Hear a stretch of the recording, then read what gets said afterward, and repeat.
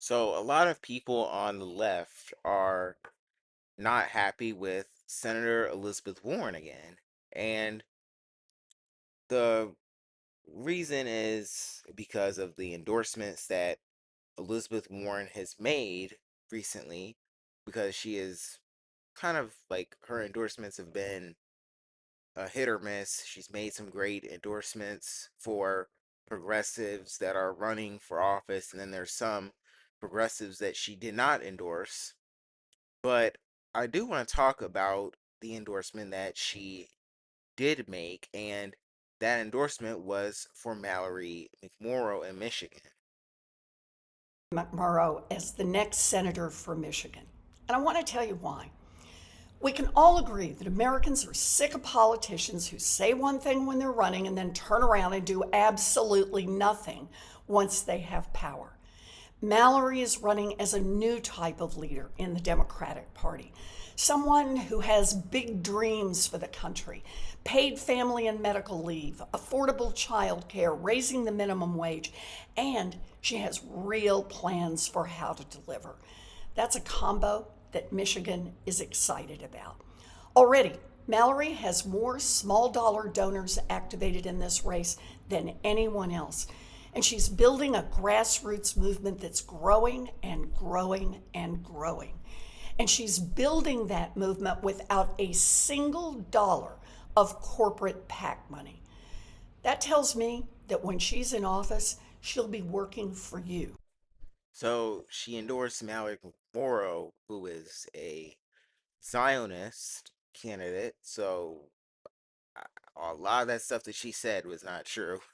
And she also said like a lot of the Democrats they don't do anything, which is exactly how people feel about Mallory Morrow and Haley Stevens. Like when they get in office, they're not really going to do anything, and that is why people are supporting Abdul El Sayed, the actual progressive candidate that Elizabeth Warren should have endorsed. And even more criticism, she received even more criticism when she decided to endorse Graham Plattner, and it wasn't because she was endorsing Graham Plattner. People like Graham Plattner. I think this is a great endorsement, but the problem is that she made an endorsement for Graham Plattner, but wouldn't endorse Abdul El Sayed in Michigan.